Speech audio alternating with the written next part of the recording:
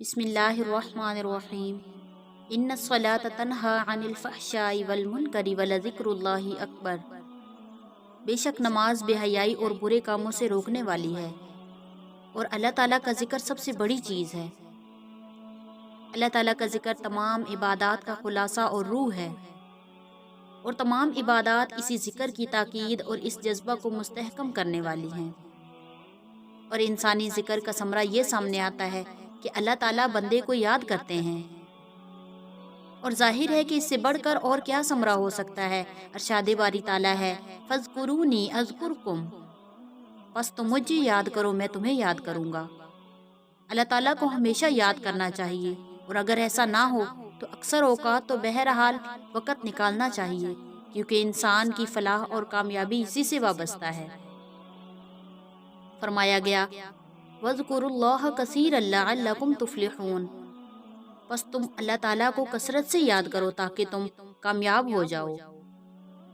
نبی پاک صلی اللہ علیہ وسلم سے لوگوں نے پوچھا کہ تمام کاموں میں سے کون سا کام افضل ہے؟ تو آپ صلی اللہ علیہ وسلم نے فرمایا مرتے وقت ذکر الہی سے زبان کا تر ہونا۔ ایک مرتبہ نبی کریم صلی اللہ علیہ وسلم نے فرمایا کہ میں تمہیں وہ کام نہ بتاؤں جو سب کاموں سے بہتر اور مقبول ہے، اور تمہارے لیے انتہائی درجات کا سبب ہے، اور سونا چاندی صدقہ کے طور پر دینے سے افضل ہے، حتیٰ کہ اللہ کی راہ میں دشمنوں کے ساتھ جہاد سے بھی افضل ہے کہ تم دشمنوں کی گردنیں اڑاؤ اور وہ تمہاری گردنیں اڑائیں۔ صحابہ کرام رضی اللہ تعالیٰ عنہم نے عرض کیا وہ کون سا کام ہے؟ تو آپ صلی اللہ علیہ وسلم نے فرمایا ذکر اللہ، یعنی اللہ کو یاد کرنا، اور فرمایا جو شخص ذکر کی وجہ سے دعا نہیں مانگ سکتا، اس کو جو عطیہ ملتا ہے وہ مانگنے والوں سے بہتر دیا جاتا ہے۔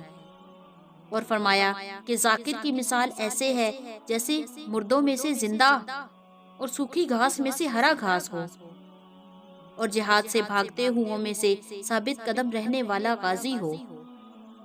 حضرت معاذ بن جبل رضی اللہ تعالیٰ عنہ کا ارشاد ہے کہ اہل جنت کے لیے سب سے زیادہ حسرت کا باعث وہ گھڑی ہوگی جو دنیا میں وہ اللہ تعالیٰ کے ذکر سے غافل رہے ہوں گے۔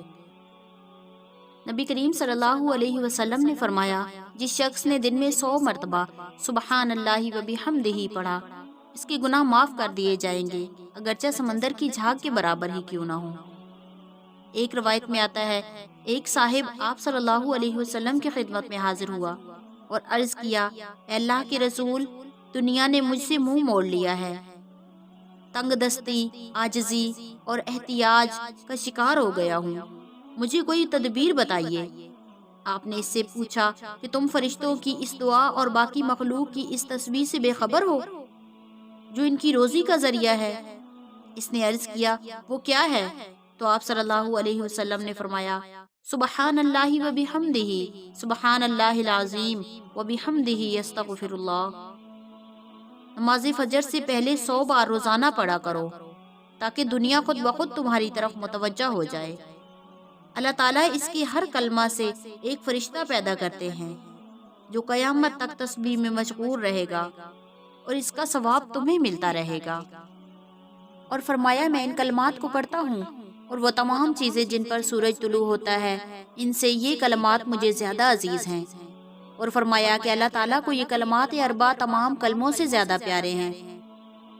مزید ارشاد فرمایا 2 کلمے ایسے ہیں جن کا پڑھنا زبان کے لیے بہت آسان ہے لیکن وہ میزان میں بڑے وزنی ہوں گے، اور اللہ تعالیٰ کو وہ بہت زیادہ محبوب کلمے ہیں، سبحان اللہ و بحمدہ سبحان اللہ العظیم۔ صاحب احتیاج لوگوں نے آپ صلی اللہ علیہ وسلم سے سوال کیا آخرت کا سارا ثواب تو امراء اور غنیاء لے گئے ہیں، کیونکہ جتنی عبادت ہم کرتے ہیں اتنی ہی وہ بھی کرتے ہیں، اور اس کے علاوہ وہ صدقہ بھی ادا کرتے ہیں جس کی ہم میں طاقت نہیں۔ آپ نے ارشاد فرمایا تمہاری محتاجی کے سبب تمہاری تسبیح، تحلیل اور تکبیر صدقہ ہے، اسی طرح امر بالمعروف اور نہی عن المنکر صدقہ ہے۔ اگر تم میں سے کوئی شخص اپنی بیوی کے منہ میں ایک لقمہ ڈال دے تو وہ بھی صدقہ ہے۔